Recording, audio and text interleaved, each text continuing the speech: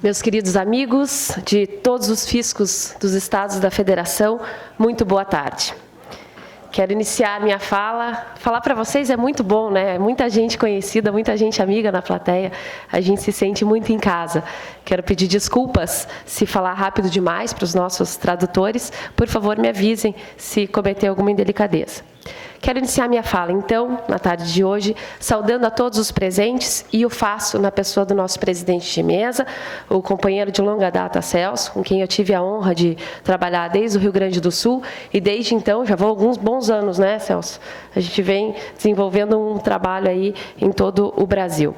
Quero saudar ainda todos os presentes, na pessoa do senhor presidente da FENAFISCO, senhor Manuel Isidro, que com coragem, determinação, perseverança e, acima de tudo, bom coração, vem mostrando que ainda é possível fazermos coisas boas no Brasil, que ainda é possível implementar aqui entre nós projetos vinculados à cidadania e à concretização do interesse público.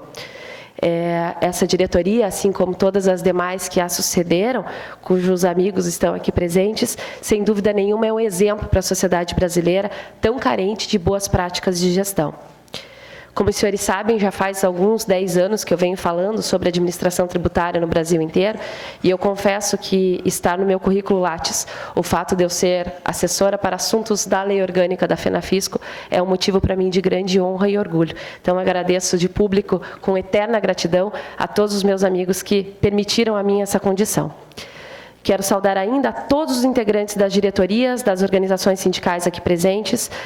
Sintam-se todos cumprimentados, e eu faço isso na pessoa do presidente do sindicato do meu estado, doutor José Carlos, que é um dos grandes responsáveis por eu estar aqui, né, doutor José Carlos? Então, quero parabenizá-los e dizer que é realmente muito bonito de ver o trabalho dos senhores que aceitam essa missão de encarar as diretorias dos sindicatos. Eu tenho convivido nesses 10 anos com várias diretorias e sindicatos diferentes em todos os estados. E eu posso testemunhar o desgaste pessoal, a dedicação pessoal que todos têm que ter no exercício dessa missão, né? O Brasil precisa de mais gente assim, na verdade. Gente que concorde em transcender os seus interesses particulares e se dedicar não só à categoria, mas a toda a sociedade brasileira.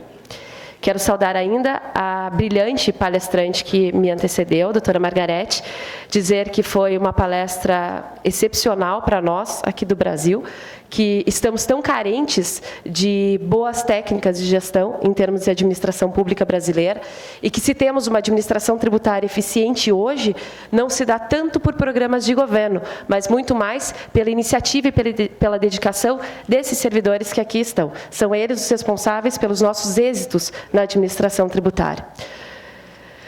Bom, há poucos meses atrás, eu estava num evento do Fisco do Piauí, e lá eu tive a honra de ouvir um professor Pedro, motivacional, e ele colocava várias questões para nós naquele momento.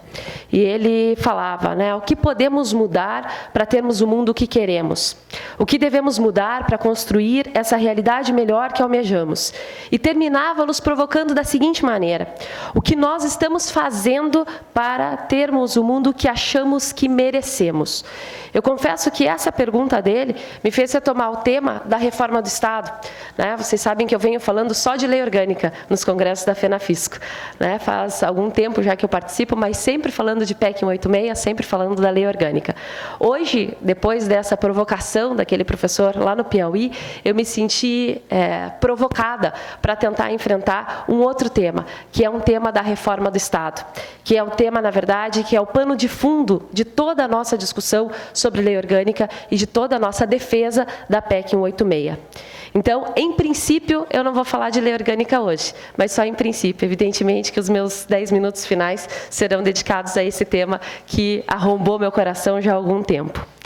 Muito bem, por que falar de um tema de reforma do Estado num congresso, num evento tão brilhante como esse, que tem por bandeira principal a defesa da PEC 186? Ora, é bem verdade que sempre que estamos caminhando mal, ou quando achamos que estamos caminhando mal, o que nos passa na cabeça é a necessidade de reforma.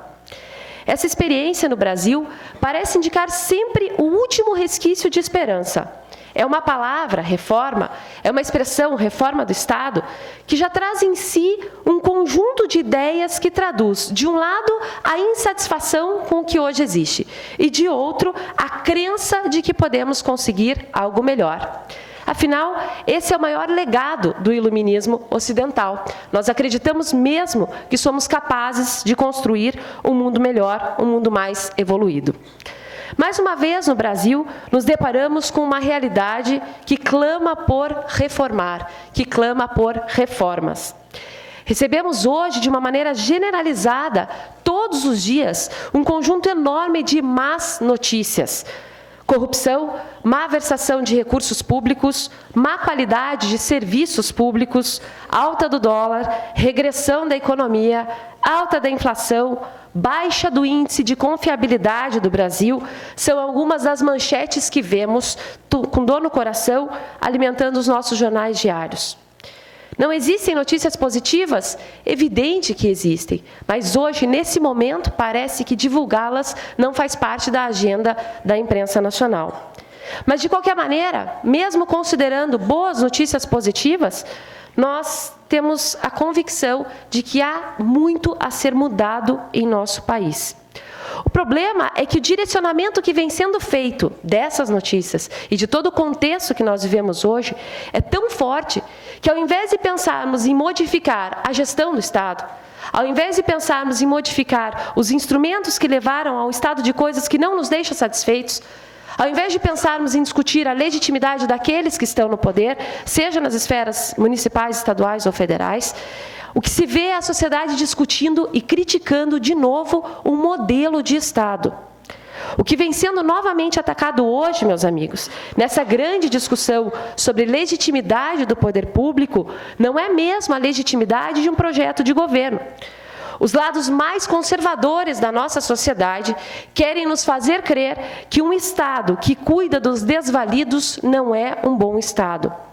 Que um Estado que garante a prestação dos serviços públicos não é um bom Estado. Que um Estado que tem um regime que assegura uma proteção aos servidores públicos e aos direitos dos servidores públicos não é um bom Estado. Isso é o que querem nos fazer acreditar. Já vivemos momentos como esse na história recente.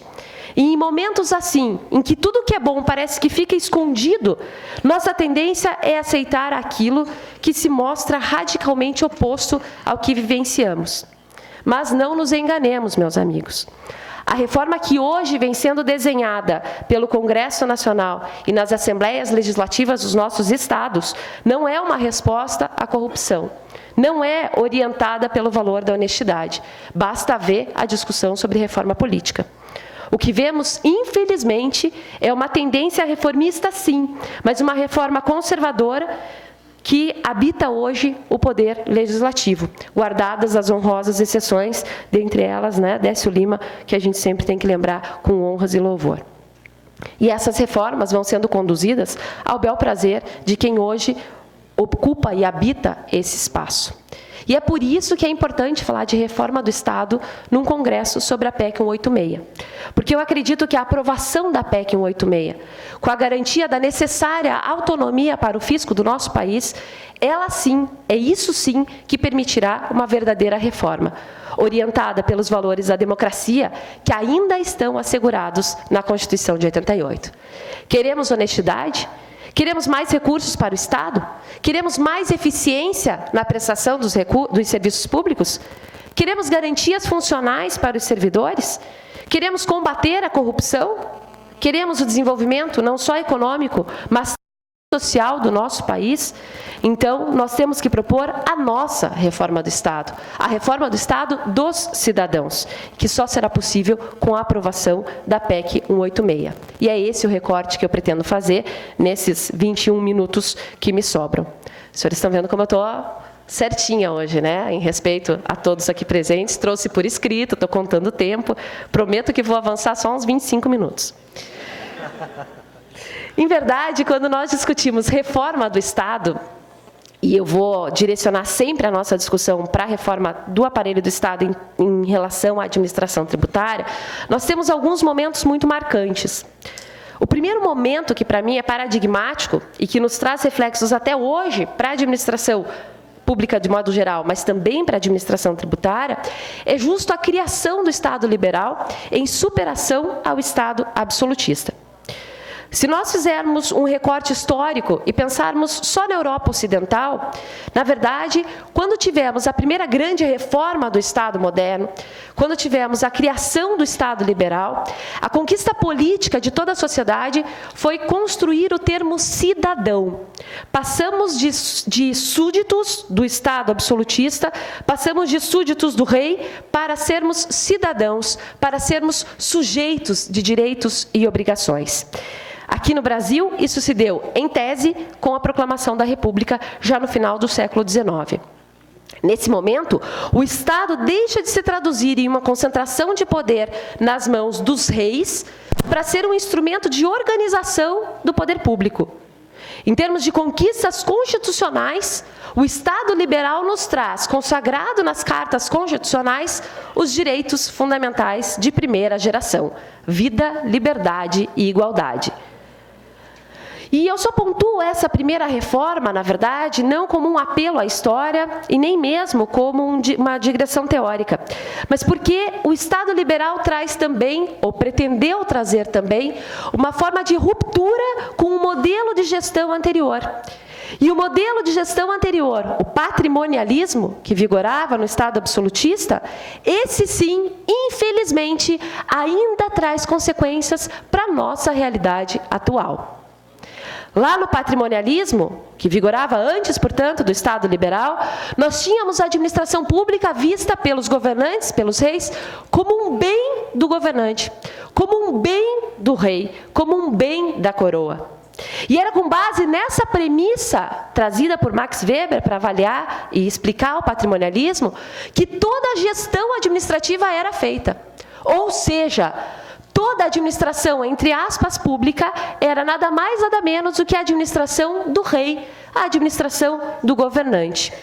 Palavras como nepotismo e clientelismo eram as tônicas daquele modelo de Estado.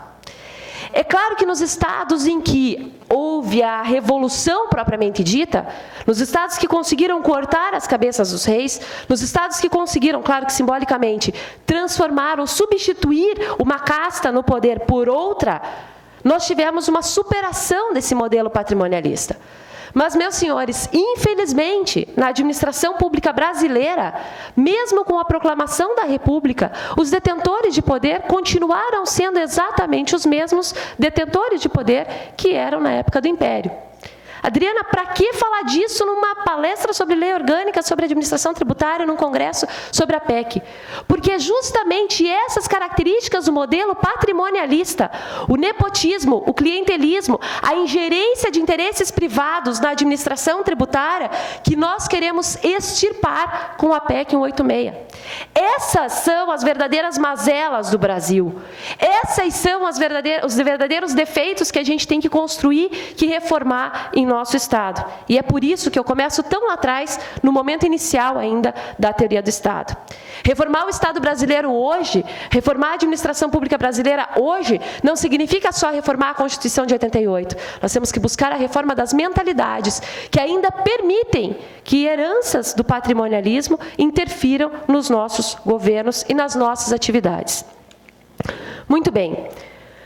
No Brasil, então, esse modelo liberal que é trazido, que foi trazido do ponto de vista da ciência política da Europa Central, foi inaugurado em termos de administração pública apenas com a Constituição de 1937.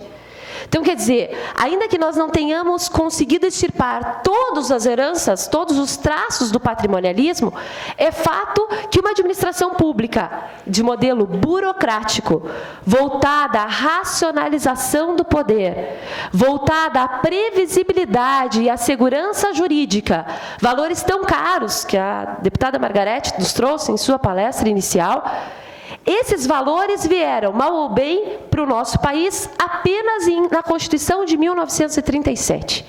Licitação e concurso público aparecem nas cartas constitucionais apenas em 1937. Significa dizer que faz menos de 100 anos que a gente tem efetivamente uma proibição para que o poder público contrate de forma isonômica, para que o poder público selecione de forma isonômica na sociedade os seus melhores quadros. Somos muito jovens ainda em termos de formação de uma gestão burocrática em nosso país. E tudo isso foi pensado, os valores que vieram com o modelo agora burocrático de gestão, tudo isso foi pensado para que se impedisse que os governantes se apropriassem daquilo que é público.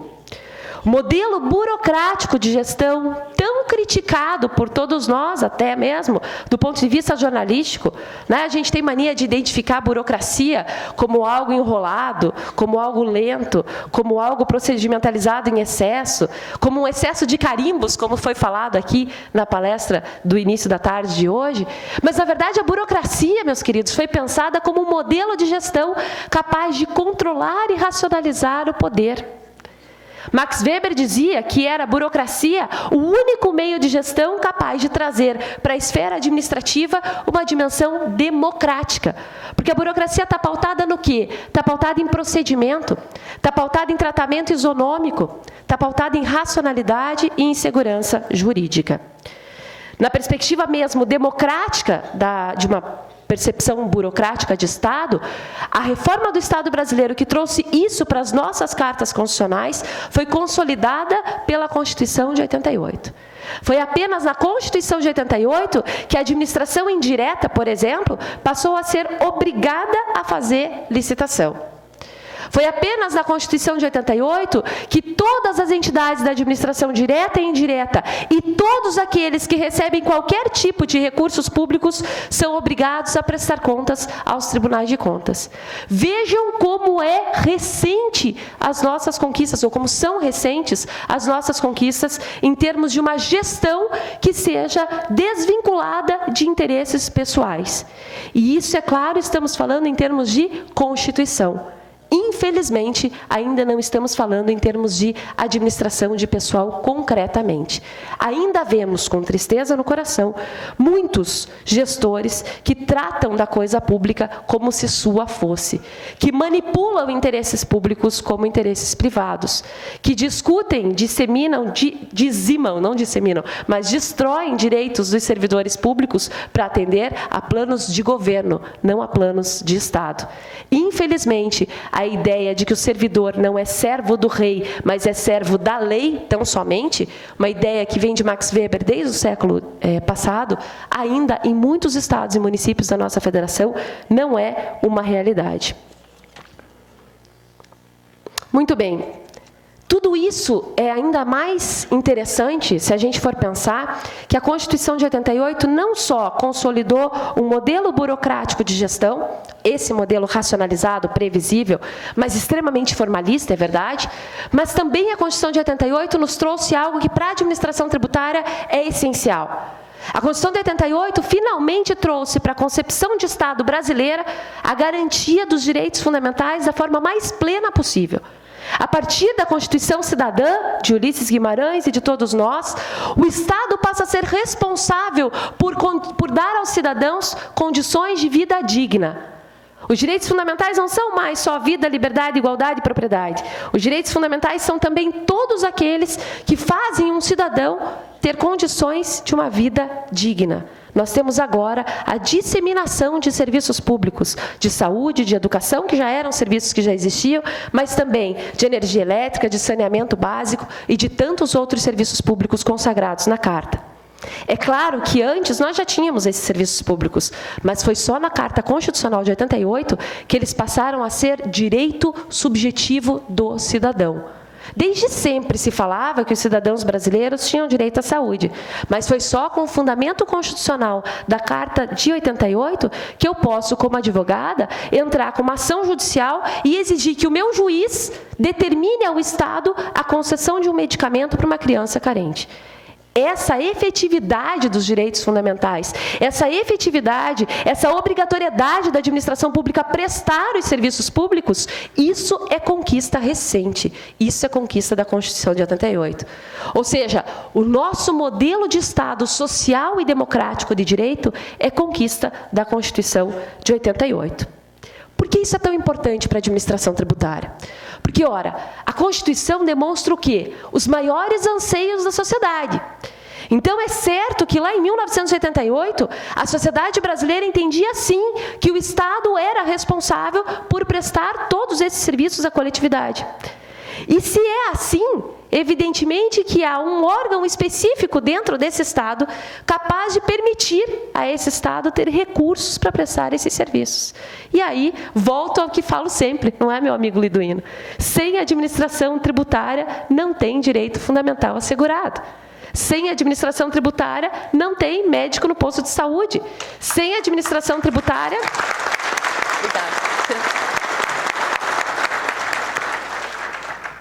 Sem administração tributária, não tem, como eu falava, médico no posto de saúde, não tem bombeiro, não tem polícia, não tem nem dinheiro para pagar os vencimentos dos membros do Ministério Público e da magistratura.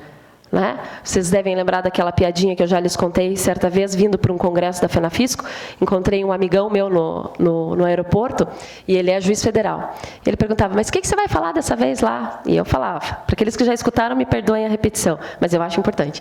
Ele falava, o que você vai falar? Eu falava da lei orgânica da administração tributária. Ah, capaz que agora os auditores estão querendo autonomia também, estão querendo virar juízes. Eu falei, não, na verdade os auditores são mais importantes que os juízes, porque se os auditores não fizessem seus trabalhos, os juízes não tinham como receber todo final ou início do mês. Enfim. Essa importância dos senhores, que eu creio que já é reconhecida pela categoria, mas que precisa ser trazida para a sociedade. Nós, da sociedade civil, ainda teimamos em ver a administração tributária como aquele conjunto de coletores do rei, né? Que era o que caracterizava a função lá no início.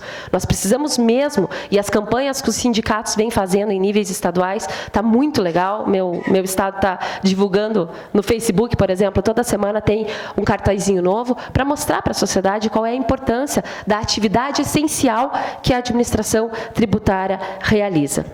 Mas vejam que curioso, nessa reforma do Estado, de 1988, com a Constituição de 88, apesar de vocês serem efetivamente a carreira, o órgão, a entidade, a instituição que permite ao Estado cumprir os seus fins constitucionalmente impostos, a administração tributária não foi bem reconhecida na Carta Constitucional.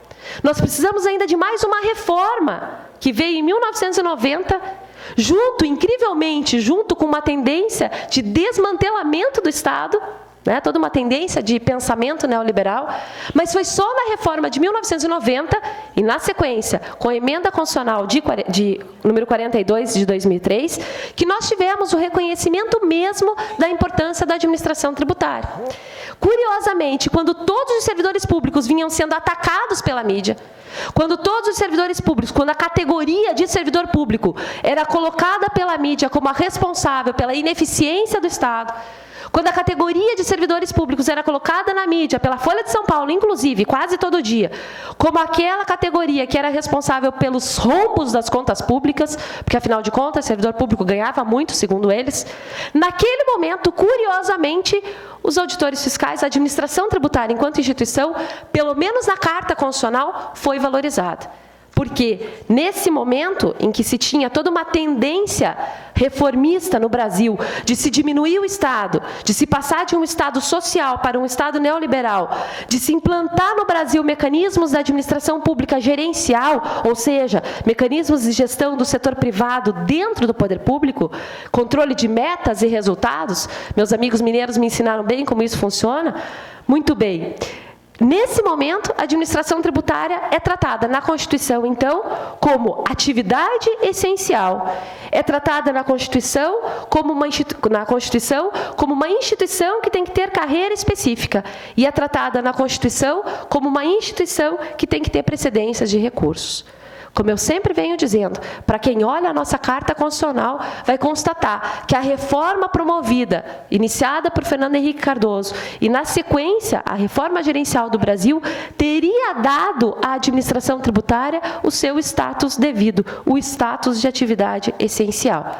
Mas isso, meus queridos, com honrosas exceções de estados que tiveram secretários de Fazenda, secretários de Administração Tributária, comprometidos com a eficiência da coisa pública, a coisa não saiu do papel, né? Como a gente sempre diz, são vários os problemas materiais que a administração tributária encontra até hoje.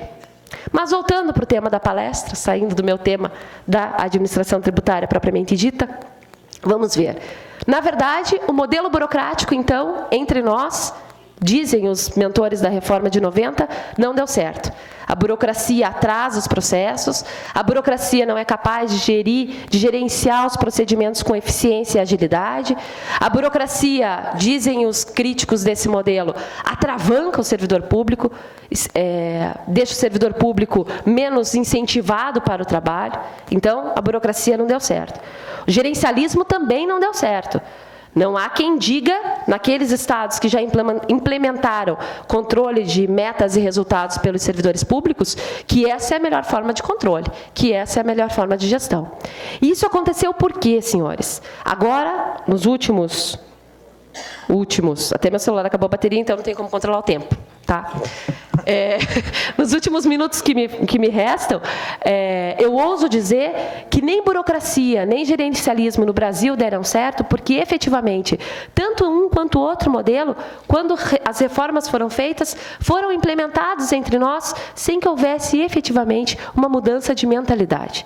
Nós continuamos pensando com a mentalidade do período colonial ou do período pós-promulgação da República.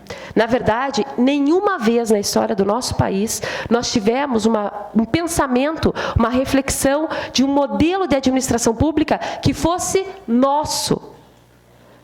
Temos que aprender, sim, com a experiência estrangeira, sem dúvida.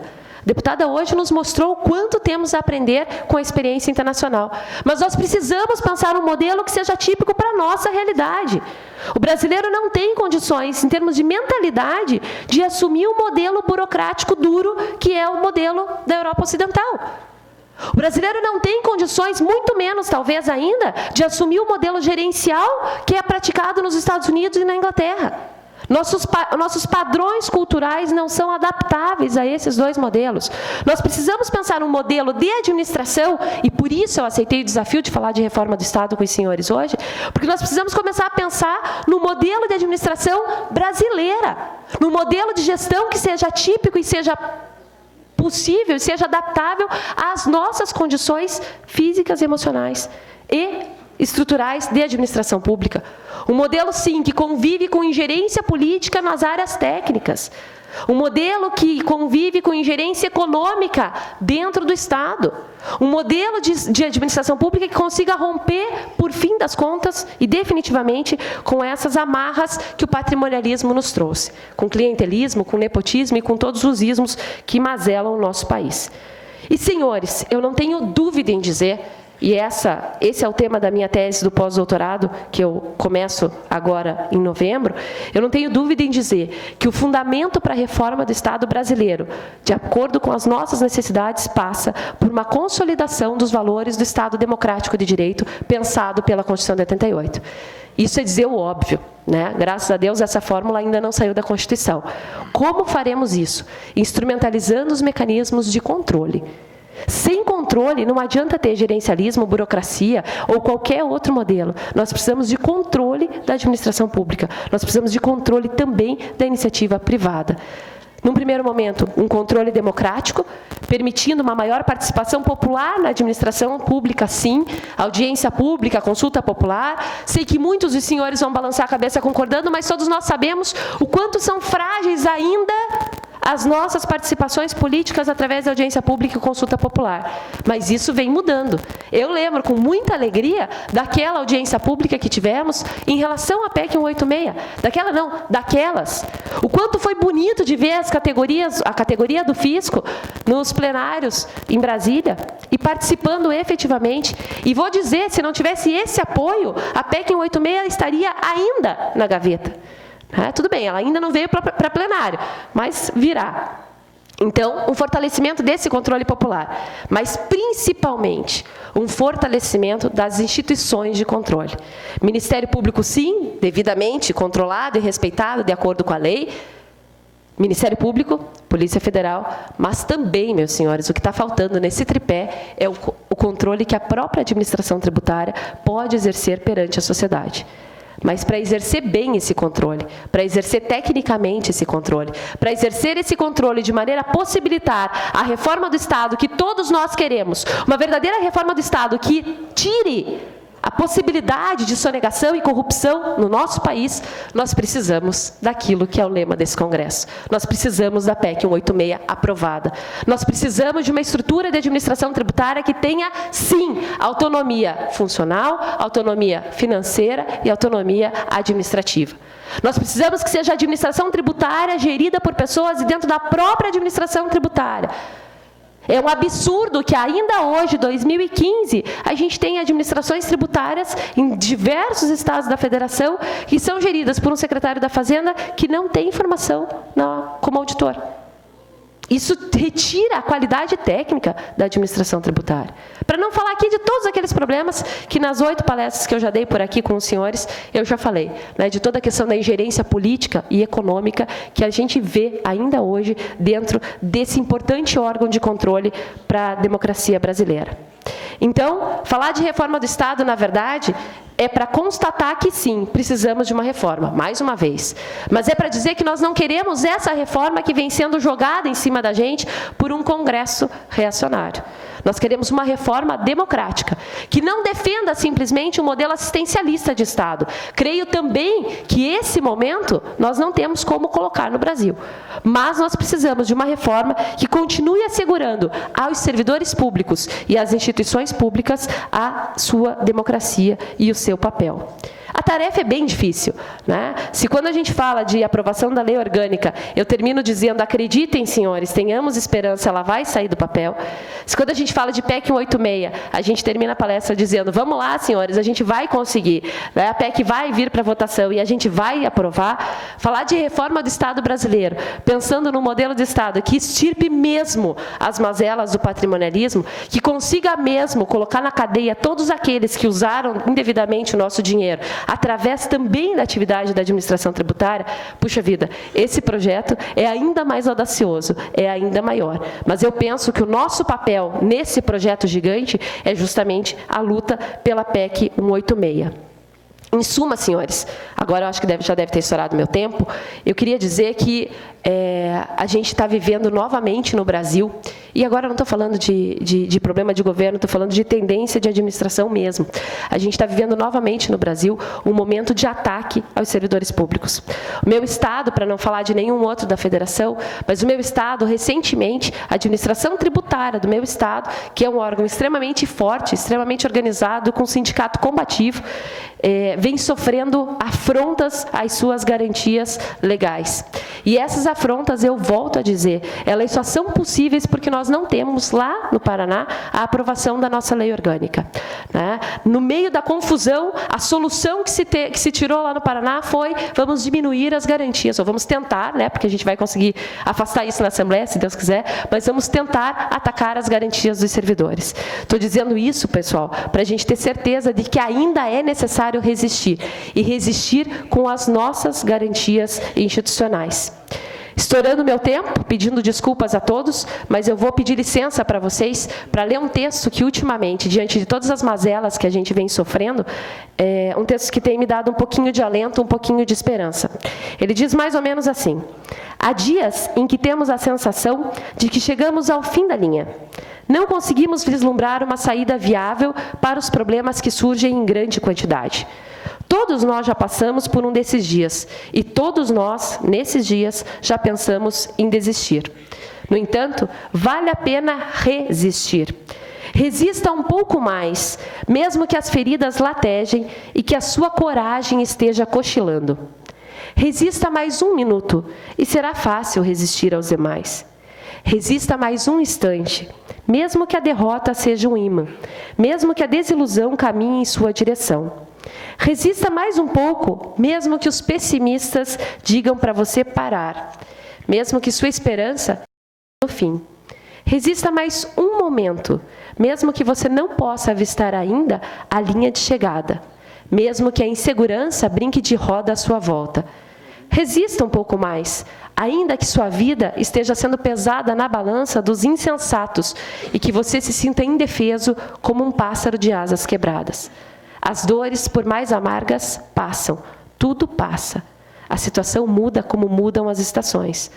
O verão brinca de esconde-esconde com a brisa morna, mas cede lugar ao outono, que espalha as suas tintas sobre a folhagem. O inverno chega e, sem pedir licença, congela a brisa e derruba as folhas. Tudo parece sem vida, sem cor, sem perfume. Será o fim? Não.